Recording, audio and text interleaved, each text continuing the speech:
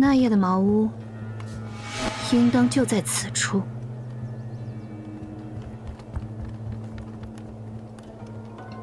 唉，能打能跑，这么个宝贝疙瘩，如今还是个县尉，可见确实一根筋，头脑不太灵光。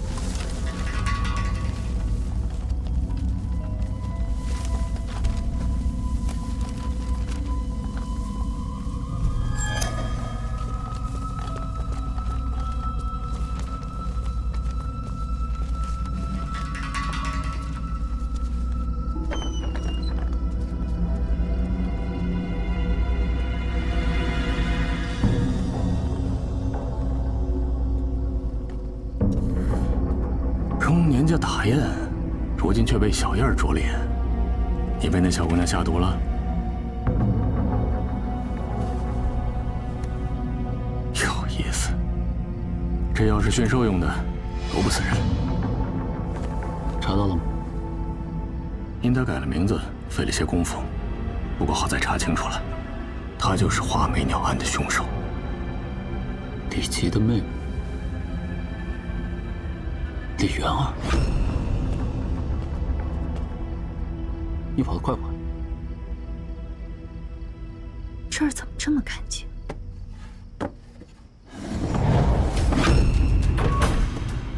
明日就拿去衙门领赏，还有那位爷给的赏钱，该有几年好日子过了。这儿应该还有。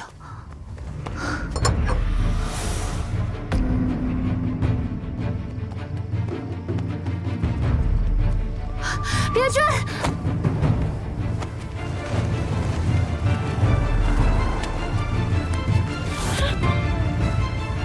别吵了，离开此地。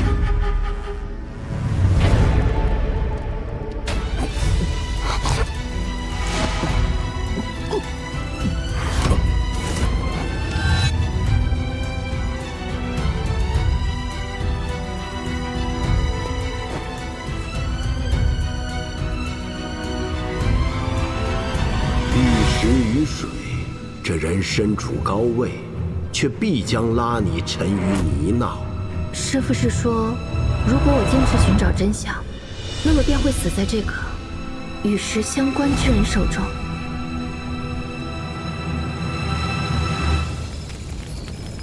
快救火！安救文书都在里边，快！快拿水来！快点！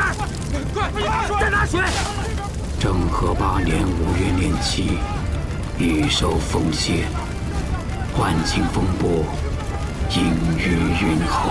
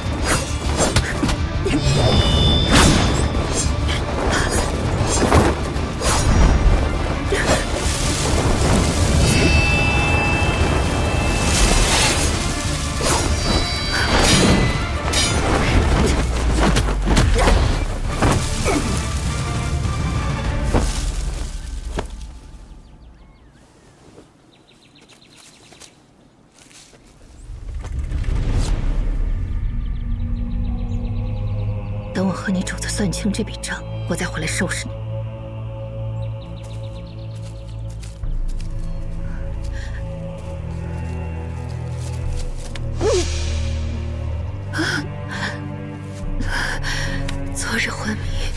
级施展竟已到了这种地步吗？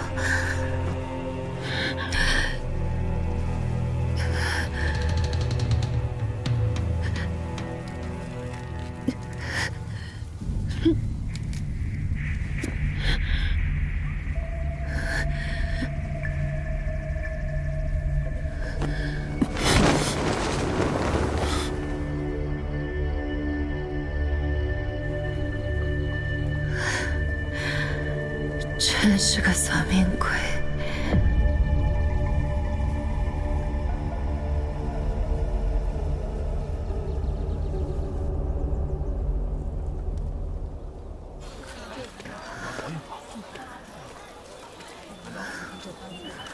劳烦老丈来碗茶水。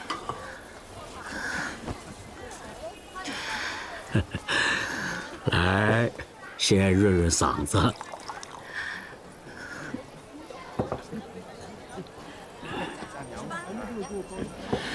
姑娘何事如此急匆匆的？多谢老丈，我有一件大事要做，但困阻重重，敌友不明，就快要做不下去了。哎，这世上就没有做不成的事，只有什么？只有做不完的事啊！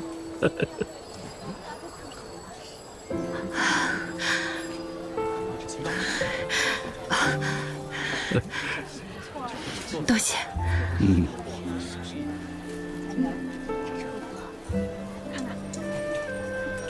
我给你扎上，好看吗？好看。这只也好看，再看这只吧。你执着于血仇，便再不能似寻常女子般从容成长，这样值得吗？不如把这两只都给娘带回去。好啊，这两只都要了。好嘞。江大人，你没走？姓陆的说你已经离开华城县了。大人昨日说的对，我与那陆延崇根本就不是一路人。我是个孤女，受过画眉鸟案元凶李吉的大恩，因此想要查明真相。你二人之间，我更信你。对了，昨夜究竟发生了什么？我追至中途时，那人忽然将金锭置还给了我，就不见了踪影。已经重新熔铸过，瞧不出什么。为今之计，只有去查当年那家铺子的户籍录入，租赁是在谁的名下。怎么了，江大人？昨日文书楼大火，户籍文书全都烧了个干净。当初画眉鸟案的始末卷宗也已付之一炬，只怕线索都断了。陆延崇去哪儿了？就天蒙蒙亮的时候出现了一次，和我说了几句话，人就出去了。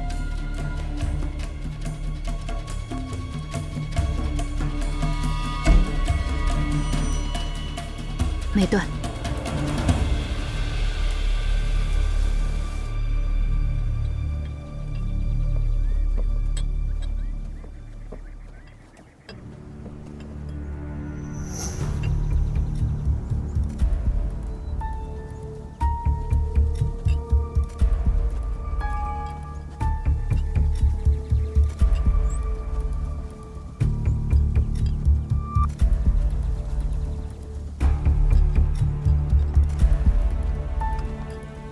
为何说跟着他线索就没断？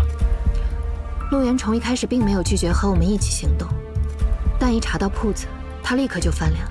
当时甚至没有和我们一起进屋子看到那箱金子，却能立刻派人抢金锭引开你，说明了什么？他看过华昌县的户籍档案文书，知道皇氏铺子是谁的，猜到了藏金锭的人是什么来头，所以线索就在苍云山。这苍云山肥瘦有2个。听说是一对兄弟。当初在皇氏铺子谈话的这2人，必然和苍云山匪盗脱不了关系。各位，药送到了。看样子他是半城药铺的伙计，这山上莫非有人病了？进山的接会稍纵即逝，大人在外与我接应，我先过去了。好。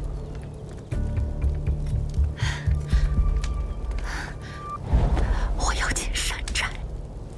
大强，最近这苍云山上可不太平，你怎么敢一个人上山的？这是那次，冯掌柜让我来送药，你不在柜上抓药，大白天跑这儿做甚？哟，也是药铺子里的。我们二当家的正好需要大夫医治。来，你们要干什么？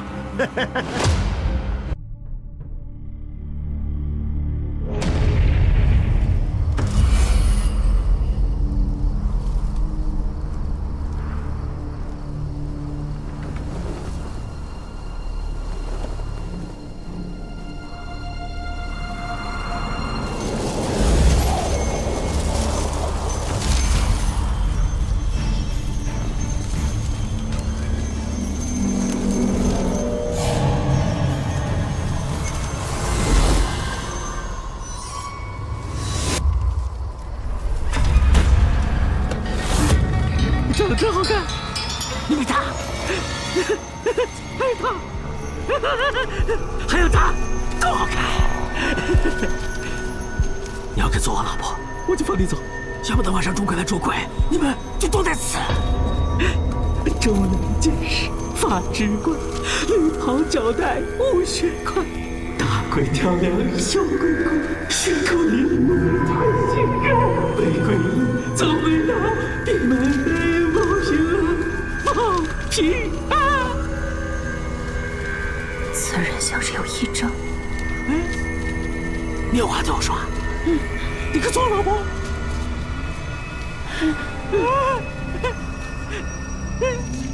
哥哥，你刚刚唱的那个歌好瘆人啊！我们也拜钟馗爷爷，可是他为什么要吃人啊？因为这山上都是大坏蛋，钟馗爷爷要把这些坏蛋都吃光，吃完肚腹，吃皮，还有吃骨头，还有吃头。玫瑰衣，走鬼难，走鬼难。哥哥，你刚刚说想让我做你老婆，可是你还没有告诉我你名字。我叫黄宝田，这里的大王就是我，亲哥哥。你说你姓黄，你们家是不是原来开白事铺子的，住在方氏后街那边？你怎么知道？我和我大哥上山之前就是在城中开铺子的。小田儿，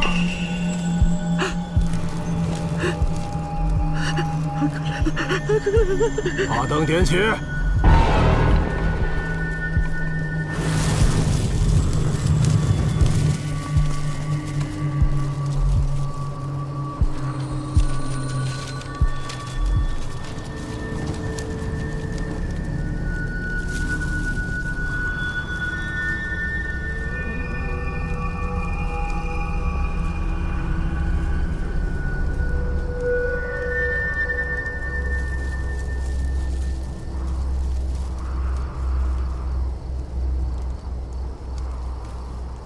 薛兆居，画眉仙人。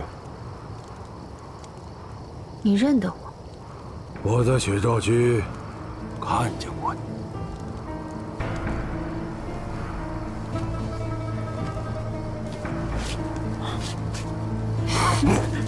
蠢货！二位，请随我来。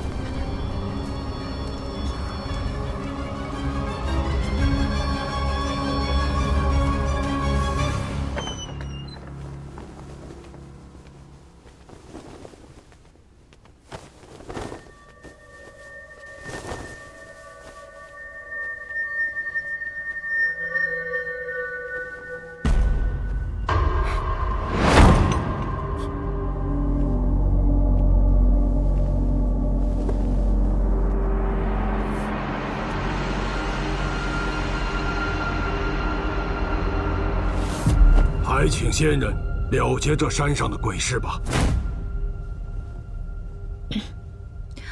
你是说钟馗背鬼吧？我既然来了，就没有袖手旁观的道理。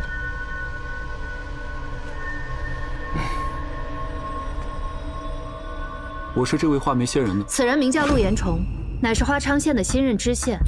他是来剿匪的，我假意领他上山，就是为了帮你们根除这大患。如果你们不想惹麻烦的话，最好赶紧把他绑了，拿去喂给钟馗爷爷吃了。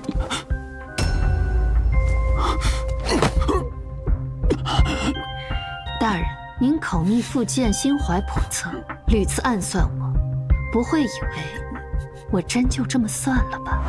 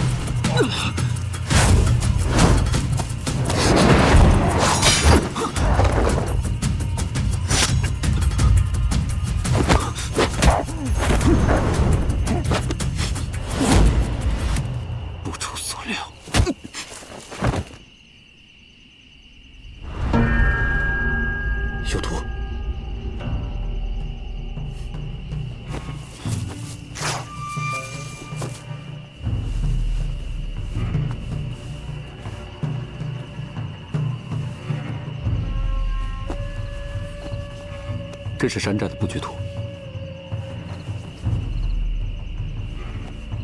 你身手不差，所以才敢独自上山，并不是我们想的那般贪功，或者勾结匪类。哪怕是我，就算跟了上来，也无法将这么复杂的山寨情况记得如此清楚明白。请江县尉速速下山，带人前来剿灭匪徒。爪上似乎有毒。我有一枚牛黄丸，先尊服下吧。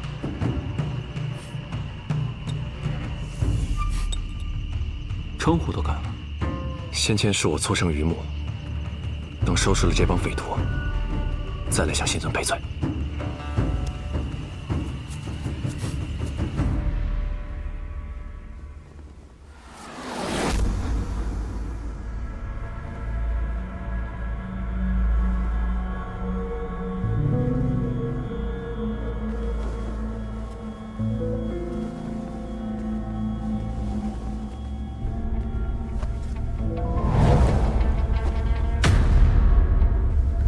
黄阿根之灵位，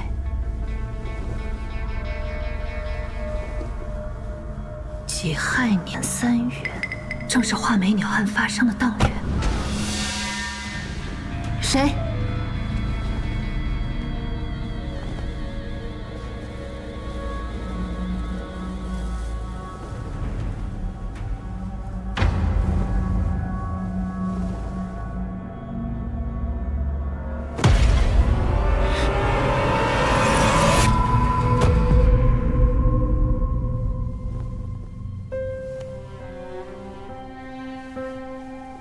我很好奇，这这世上还有什么东西能吓着你？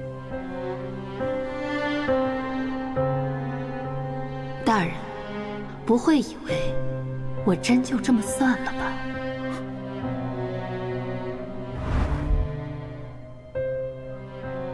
说起来，江县尉是我的属性，如今你们却愈发默契。我倒希望昨日江县尉没能及时赶到，好让你死在钟馗手下。这么狠吗？我有宿疾，每日昏时需以古法施针。昨日你绑了我，害我错过时辰，差点死在脚腕。我不知道。对，你不知道。你若真对我有恶意，我活不到现在。但让我对你放下戒心，我做不到。你绑我出城，我利用你上山，两相扯平。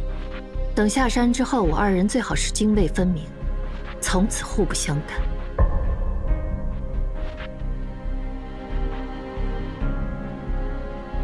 我方才在外面转了一圈，打探到了点消息，说是前几日黄老二在林子里挖了几坛酒来，夜里跟他喝酒的几个人竟都死了，并且通通都没了脑袋。至此黄老二就疯了。到后来，只要3更之后落单在外面的，都轻易没了脑袋。你说，这吃人头的钟馗会是谁呢？黄宝田。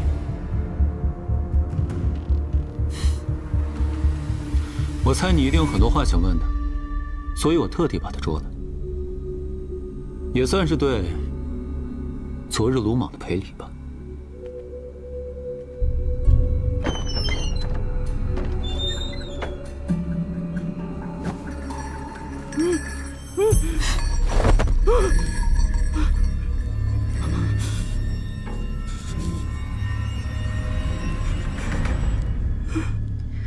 己亥年6月间，你和你兄弟在花昌县郊外7里坡下，是不是埋过一个人头？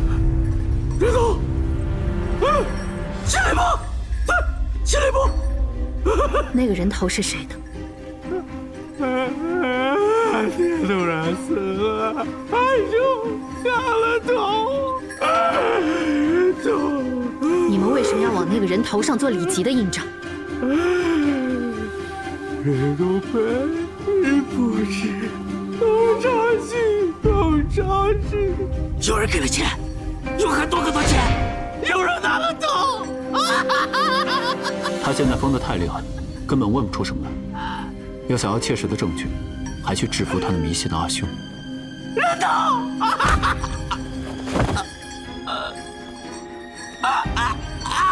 人头！你做了什么？当年做假证，跟他肯定也脱不了关系。他又在此地杀了这么多人，是鬼非人，受些折磨也是应该的。怎么了？没事，是术后的虚耗罢了。你帮我吧。怎么帮你？田总，脑鼠耳穴，前3寸，刺下去。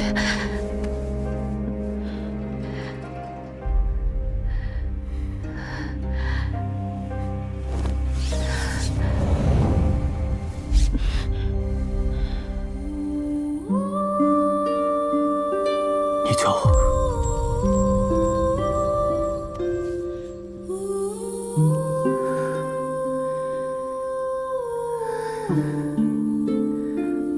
刺下去。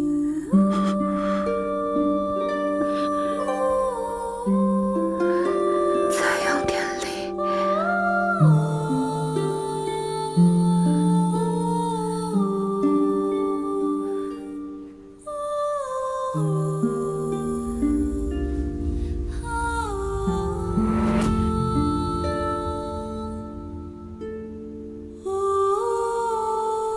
政和8年5月念8。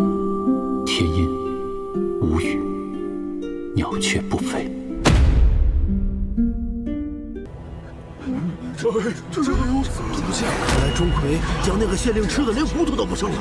确实邪门。要我说啊，不是什么钟馗吃人，倒像是什么冤魂索命。闭嘴！再胡说八道，统统绑到外面去喂鬼。仙人，可有何办法破解啊？我可开坛化解。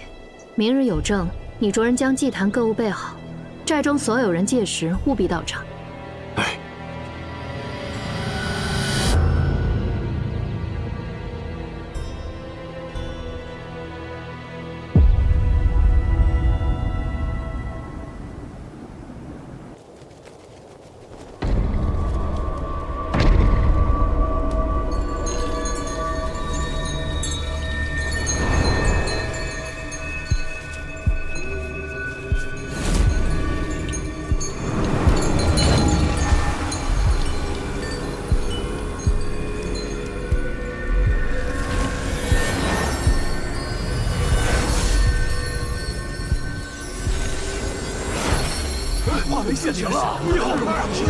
湛然常驻，无有去来。一知时故，二知魔故，三除相故，四分别空。此为清心符水，你们分别饮下，当能驱除邪魔，叫他不再来犯。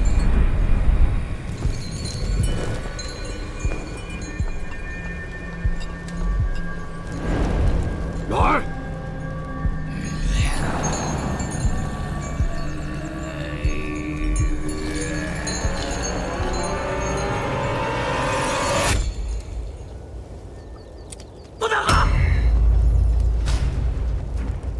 此女装神弄鬼，目的不明，水中必有问题。哎呦！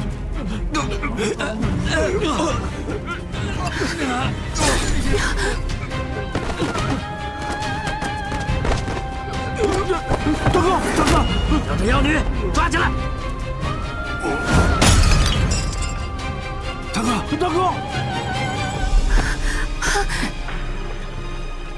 幸得二寨主控制局面，我有一个交易，不知二寨主是否愿意赏光？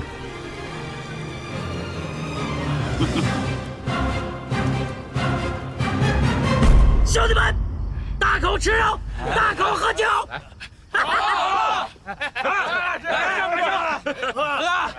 来！黄寨主，恭喜啊！来。这华昌县的税银啊，官路上押送的各色官饷、时间、行程，我知道的最是清楚。届时如何销账分账，我们从长计议便是。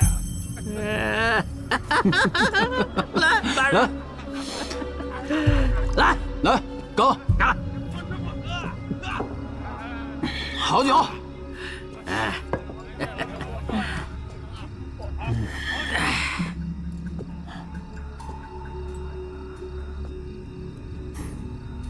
怎么看不上我？总有一天你会知道，这世上只有懂得逐利，知道如何为自己谋划的人，才是真英雄。你还是太天真了，不杀你就是好人，吃个教训。以后对敌，莫要手软。这妖女目的不纯，但如今谈不上什么大风了。陆大人若感兴趣，不如收作美妾，带回去，如怕惹人闲言，你大可养在山寨里呀。不要急，多谢皇兄，此女甚得我心，杀了可惜啊！来，皇兄。哎，啊！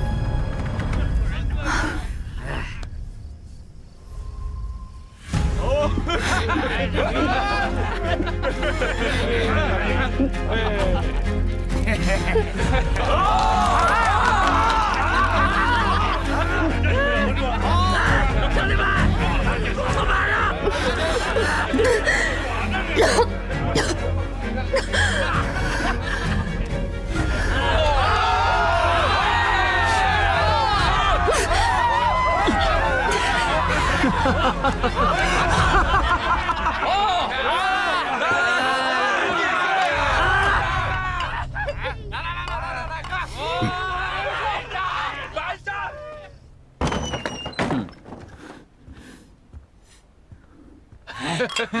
继续比啊！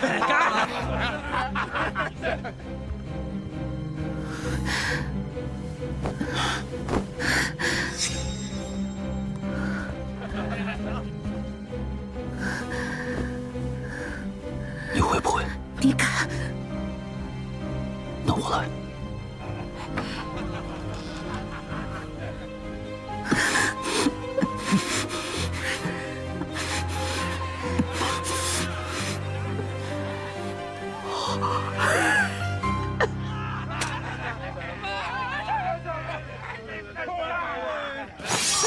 都给我拿下！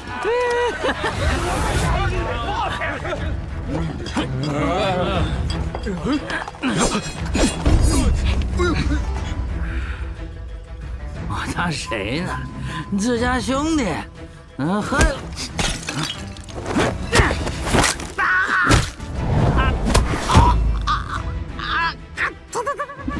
这些人押回衙门。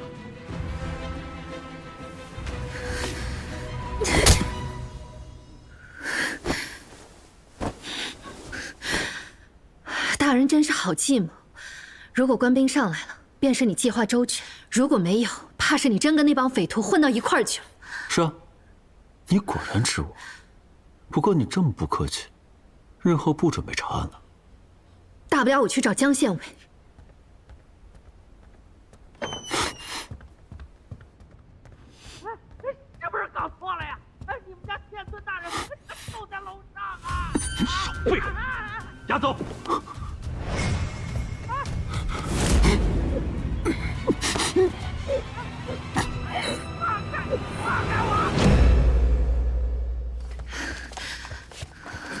别动，拿下来！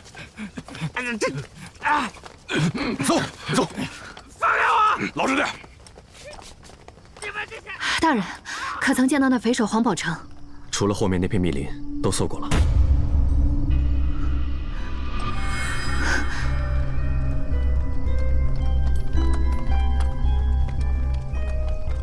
你这个人很有意思，瞧着唯利是图，但又口是心非。刚才我亲眼瞧见你将什么东西喂给了那个妖女。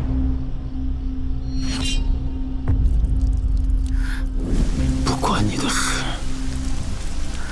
老田的绣甲上常年带毒，你跟那个妖女一看就是中了毒的。你舍命都要给她喂解药，但她半分都没领情。不过没关系，只怕这辈子也领不了你的情了。这就是凶器吗？我问，这便是砍下你爹黄阿根头颅的凶器吗？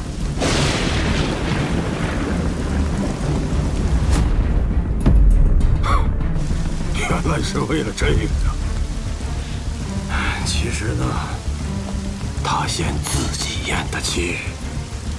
你知道人多久会饿死吗？普通人4到5日，而他那年岁若不进水米2日，足够。他死的时候面部青紫，瞪着眼睛看着我。所以你是活活饿死自己的父亲，砍下了他的头来冒充神秀的头去领赏。想知道我是怎么刨着那喇叭死的吗？我就像这样，用绳子绑起，背到山上，置于木盆，连日曝晒，再饮水来浸泡，使得面目完全溃烂，再将那李吉的印记烙上。李吉，印记？对呀，烙个印子，坐实了凶案，才有钱拿。你要是来查这个案子的，那真找错人了。当年史前要假人头的赵承熙赵大官人，才是你要找的人。可惜啊，你不会再有机会了。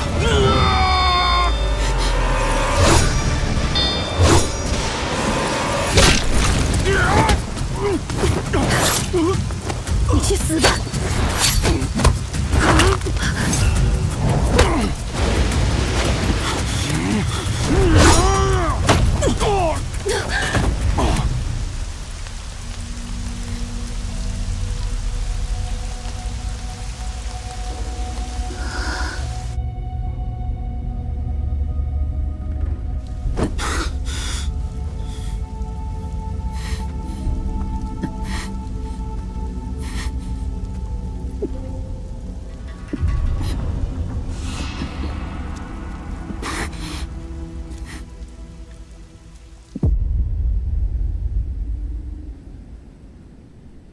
王氏宝城于丑宁5年3月，扼杀其父黄阿根，砍其头颅，做假印记后埋于七里坡，系受人指使，其人名曰赵承熙，以银钱受之，故行此举。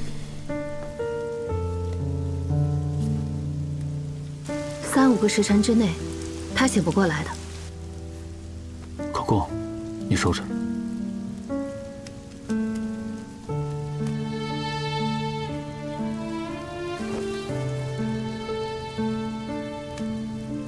你刚才为什么不出来？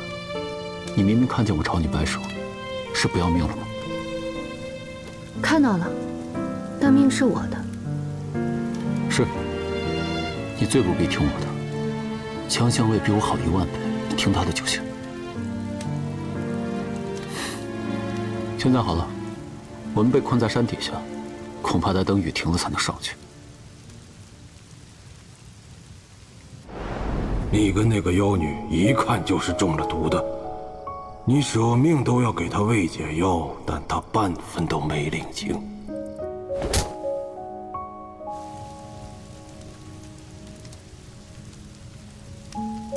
你为什么要把解药让给我？刚才你是故意以身为饵，将黄宝成诱出来，炸出他口供的吧？这是我要查的案子，与你何干？天之骄子，宰相门生，前程锦绣，却甘愿冒此奇险。大人莫不是中意于我吧？我这个人喜欢规行矩步的名门淑女，也喜欢小意温柔的娇软娘子，唯独对喜怒无常的丰富不感兴趣。查案、剿匪都是我分内之事，希望你不要想太多，给自己徒增烦恼。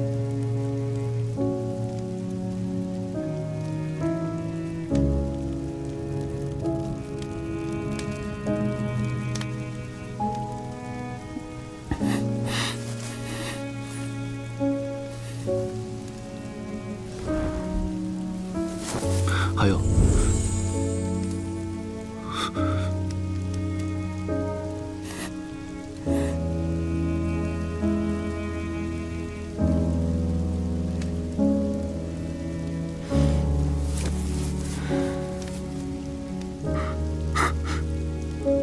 你这做什么？试试你方才说的是真话还是假话？结论呢？呼吸如常，心跳如常。是真话，很好。从哪儿学来的阿萨办法？你可别出去找别人使。小心！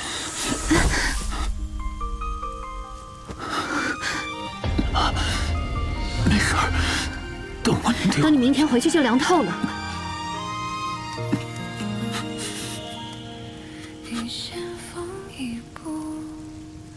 我身上能用的只剩这个，1刻钟内会引起一些瑕疵与晕染，同时也能将毒随汗排出。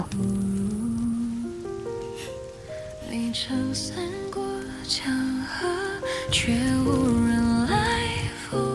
这风雪千山不迷步。听若泣泪落眉前，今生的雨墨贪欢。若未相逢，何来执念别再相见？早知一眼到此生，不如初见时转身。泪落指尖，长情一去难入眠。浮生如剑，谁长短？不过是一场离别。唯有这片雪，年落年年。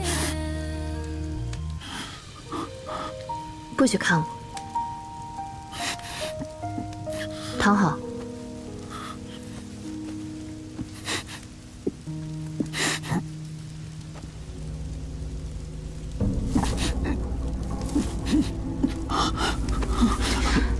不许碰我！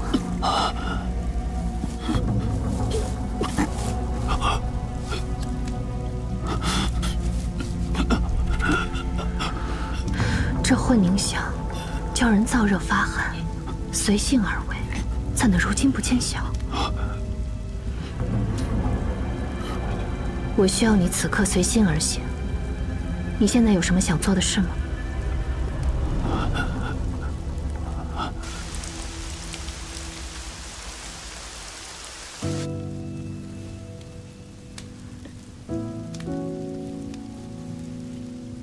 你就只是想给我梳头发？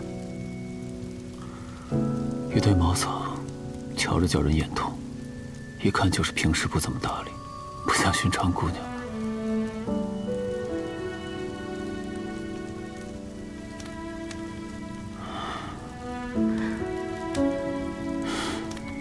你本该像他们那样。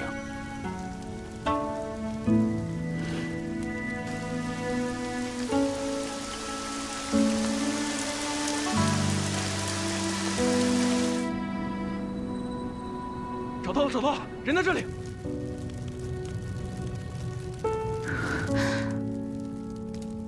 快叫马车上来，陆大人受了重伤。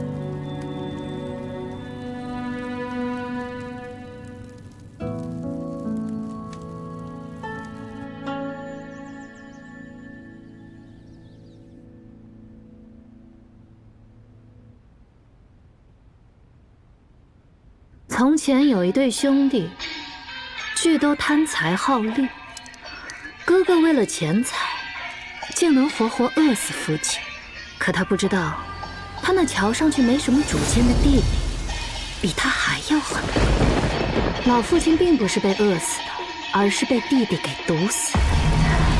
所以死的时候，面容才那般青紫可怖。多年后，山寨里有人中了同样的毒。哥哥瞧见了，便心生一计，索性将那些人的头都砍了。弟弟瞧见也心生一计，装作被吓疯了，弄了一出钟馗吃人的戏码。好在日后嫁祸哥哥滥杀兄弟，到时候这偌大的山头，自然就会落入弟弟手中。后来山上来了官府的人。他更是细心设计，一步一步的将杀人、埋头、做假证的矛头都引向哥哥，而他只是疯了，最多算个从犯，对吗？黄宝天，黄宝天，你竟然设计我！政和8年5月念酒。天有细雨，虽不见明光，万物皆显欣欣然之貌。逐利而亡，总归是你们应得的结局。知道你会去找那兄弟俩，让他们这么无知无觉、不痛不痒的受审，我心里不舒坦。说几句实话而已，又不曾杀人，算不上什么罪过吧。若有一日我真的杀了人，宪尊会抓人吗？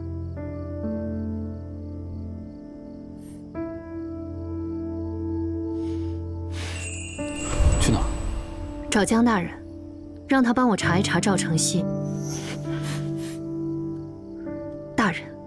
切骨之恨，您大约一生从未体会过，自然也不知我为何拼上性命都要争一个真相。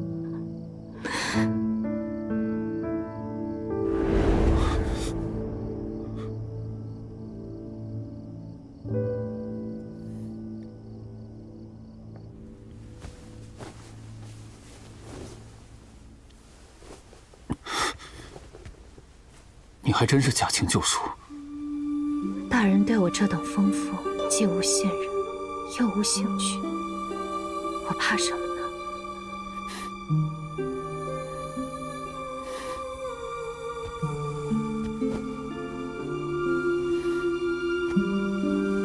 你这症状，你身边的丫头也不知道吗？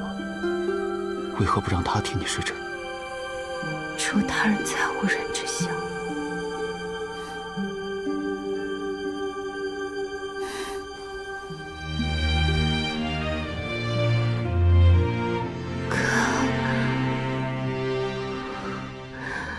切骨之恨，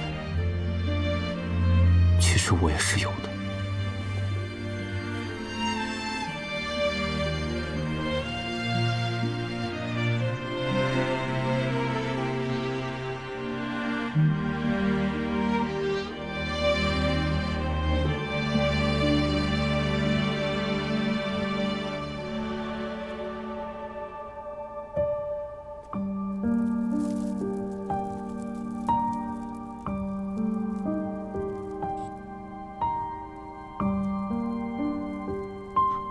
我这个人喜欢规行矩步的名门淑女，也喜欢小艺温柔的娇软娘子，唯独对喜怒无常的丰富不感兴趣。查案、剿匪都是我分内之事，希望你不要想太多，给自己徒增烦恼。